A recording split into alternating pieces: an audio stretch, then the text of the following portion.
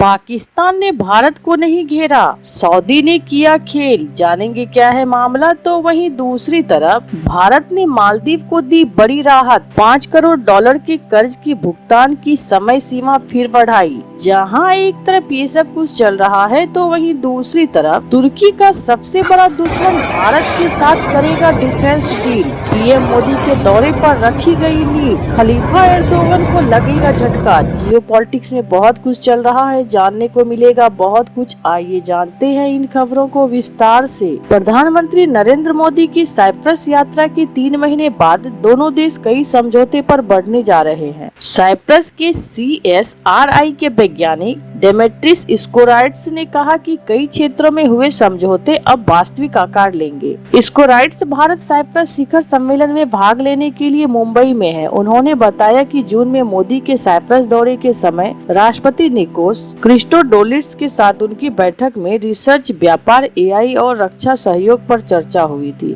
दोनों देश रक्षा डील भी कर सकते हैं। भारत और साइप्रस के बीच विज्ञान और रक्षा के क्षेत्र में समझौते का तुर्की के लिहाज से भी एक पहलू है। तुर्की और साइप्रस के बीच लंबे समय से तानातानी रही। तुर्की की पाकिस्तान से भी अच्छी दोस्ती है, वहीं पाकिस्तान से भारत के रिश्ते खराब हैं। ऐसे में भारत की साइप्रस से करीबी को तुर्की को जवाब देने और क्षेत्रीय संतुलन की तरह देखा जा रहा है। प्रधानमंत्री नरेंद्र मोदी ने इस साल जून में साइप्रस का दौरा किया था। भारत के प्रधानमंत्री 23 साल बाद साइप्रस पहुंचे थे। उन्होंने साइप्रस के राष्ट्रपति से मिलकर कई मुद्दे पर चर्चा की। साइप्रस की तुर्की के साथ लंबे समय से दुश्मनी रही। ऐसे में नरेंद्र मोदी का साइप्रस दौरा तुर्की के लिए एक कड़े संदेश की तरह देखा गया। तुर्की और साइप्रस के बीच झगड़े की जड़ें कई दशक पुरानी है। खास तौर से 1974 में हुए युद्ध ने दोनों देशों के बीच स्थिति बेहद खराब कर दी। 1974 के युद्ध ने साइप्रस को अस्थायी रूप से 2 हिस्सों में बांट दिया। इससे तुर्की और साइप्रस के बीच लगातार तानातानी रही। दोनों देश एक दूसरे को दुश्मन की तरह देखते हैं। साइप्रस के वैज्ञानिक डेमेट्रिस स्कोराइड्स ने कहा कि अमेरिका और चीन AI के अग्रणी है। इसके बावजूद भारत में इन क्षेत्रों में एक अलग क्षमता है। उन्होंने कहा, भारत बीच में एक जगह बना रहा है जहां नई तकनीक AI का पूरक होगी। मुझे लगता है कि भारत कृत्रिम बुद्धिमत्ता के लिए संतुलन बनाने की स्थिति में है। स्कोराइड्स ने आगे कहा कि अंतरिक्ष क्षेत्र में भी भारत के साथ साझेदारी की संभावना है। भारत उन 5 बड़े देशों में शामिल है जो अंतरिक्ष में भारी निवेश कर रहे हैं। हालांकि साइप्रस एक अंतरिक्ष राष्ट्र नहीं है, लेकिन इन देश में एक उभरता हुआ अंतरिक्ष पारिस्थितिक तंत्र है जहां कंपनी सॉफ्टवेयर बना रही है। तो वहीं दूसरी तरफ भारतीय उच्चायोग ने बृहस्पतिवार को कहा कि भारत ने आपातकालीन वित्तीय सहायता के रूप में मालदीव के 5 करोड़ अमेरिकी डॉलर ने सरकारी बॉन्ड्स को 1 और वर्ष के लिए आगे बढ़ा दिया। भारतीय उच्चायोग ने एक बयान में कहा कि मालदीव सरकार के अनुरोध पर 5 करोड़ अमेरिकी डॉलर के ट्रेजरी बिल के पुनर्भुगतान की समय सीमा एक बार फिर से बढ़ा दी गई है। बयान में कहा गया, भारत सरकार मार्च 2019 से भारतीय स्टेट बैंक SBI के माध्यम से ऐसे कई ट्रेजरी बिलों की सदस्यता की सुविधा मालदीव को दे रही है और उन्हें सालाना ब्याज मुक्त रूप से आगे बढ़ा रही है। बयान के मुताबिक मालदीव सरकार के अनुरोध पर भारतीय स्टेट बैंक ने मालदीव के वित्त मंत्रालय द्वारा जारी 5 करोड़ अमेरिकी डॉलर के सरकारी ट्रेजरी बिल को 1 और वर्ष के लिए लिया। पुनर्भुगतान की अंतिम तिथि बृहस्पतिवार थी। भारत मालदीव संबंध ऐतिहासिक रूप से मजबूत रहे हैं, जो सांस्कृतिक, आर्थिक और रणनीतिक सहयोग पर आधारित है। हालांकि मालदीव के हालिया चीन केंद्रित झुकाव के कारण इनमें कुछ उतार चढ़ाव देखे गए हैं। भारत मालदीव का सबसे करीबी साझेदार है और हिंद महासागर क्षेत्र में शांति व स्थिरता बनाए रखने में महत्वपूर्ण भूमिका निभाता है। मोहम्मद मैजू के राष्ट्रपति बनने के बाद इस संबंध में थोड़ी कड़वाहट देखने को मिली थी, लेकिन अब इनमें काफी सुधार हुआ है। जहां एक तरफ ये सब कुछ चल रहा है तो वहीं दूसरी तरफ सऊदी और पाकिस्तान ने स्ट्रेटेजिक म्यूचुअल डिफेंस एग्रीमेंट किया है। इस डील ने दुनिया के कई देशों, खास तौर से भारत का ध्यान खींचा। समझौते के तहत सऊदी या पाक में से किसी एक पर हमले को दोनों देशों पर हमला माना जाएगा। जियोपॉलिटिकल एक्सपर्ट बेलिना चाकारोवा और भारत के विशेषज्ञ ब्रह्मा चेलानी ने बताया कि इस समझौते से किसे ज्यादातर फायदा होगा। पाकिस्तान और सऊदी के क्या क्या सोचकर ये डील की है, साथ ही भारत का इसका कैसा असर हो सकता है। जिलानी का मानना है कि सऊदी अरब ने बहुत सोच समझकर ये डील की है। उसने भारत को नाराज करने का जोखिम लिया है क्योंकि उसे बड़ा फायदा मिलेगा। जिलानी कहते हैं सऊदी को पता था कि पाकिस्तान के साथ उसकी डील को भारत अपनी सुरक्षा के लिए सीधा खतरा समझेगा। इसके बावजूद उसने इसे आगे बढ़ाया। यह कदम पाकिस्तान की ताकत को नहीं दर्शाता बल्कि वह दिवालिया होने के कगार पर है। यह सऊदी अरब की महत्वाकांक्षाओं को दर्शाता है। जिलानी आगे कहते हैं कि पाकिस्तान पहले से ही आर्थिक तौर पर सऊदी पर निर्भर रहा है। पाकिस्तान की निर्भरता को और बढ़ाकर रियाद की सैन्य जनशक्ति और परमाणु बीमा हासिल कर लिया है।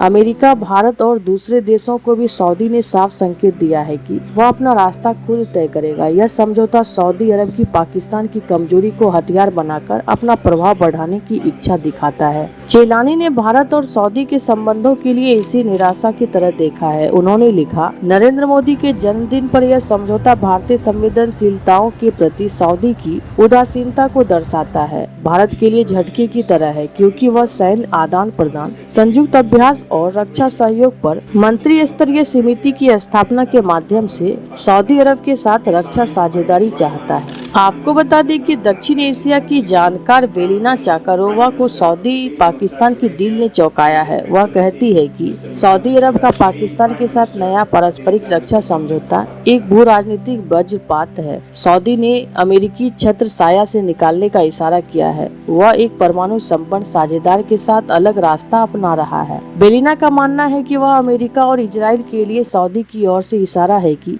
वह राज्य सुरक्षा गठबंधनों में विविधता ला रहा है। चीन के लिए वह कहती है कि बीजिंग अपने दो सबसे करीबी साझेदार के साथ मिलकर और भी मजबूत स्थिति में पहुंच रहा है। बेलिना मानती है कि इस समझौते से ईरान की प्रतिरोधक क्षमता और भी तेज हो गई है। वहीं भारत के लिए साफ संकेत है कि सऊदी अरब का संतुलन उसके लिए जटिल हो सकता है। ऐसा लगता है कि अरब वर्ल्ड और दक्षिण एशिया एक नई भू राजनीतिक वास्तविकता में प्रवेश कर रहे हैं। तो वहीं दूसरी तरफ सऊदी अरब और पाकिस्तान ने बुधवार को एक औपचारिक आपसी रक्षा समझौते पर हस्ताक्षर किए हैं। इस समझौते के तहत किसी एक पर कोई भी हमला दोनों का हमला माना जाएगा। बताया जा रहा है कि यह कदम बढ़ते क्षेत्रीय तनाव के बीच दशकों पुरानी रक्षा साझेदार को और भी मजबूत करेगा। सऊदी अरब और पाकिस्तान पुराने दोस्त हैं। सऊदी अरब और पाकिस्तान का एटीएम भी कहा जाता है। चीन के साथ भी पाकिस्तान की मजबूत रक्षा साझेदारी है। इसके बावजूद चीन ने सऊदी अरब पाकिस्तान रक्षा समझौते की जमकर तारीफ की है।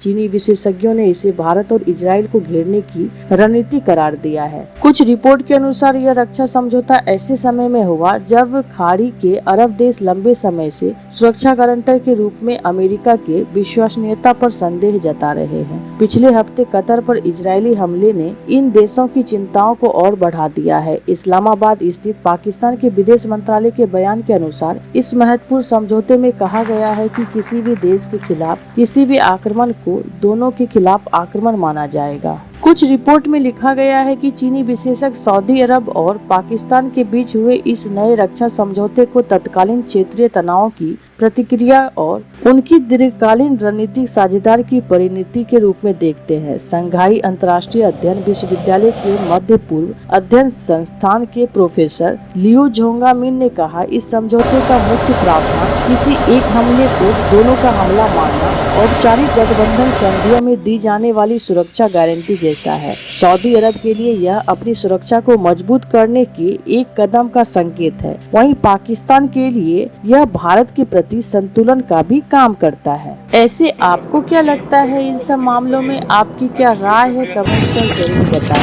मिलते हैं अगले वीडियो में नई खबर के साथ।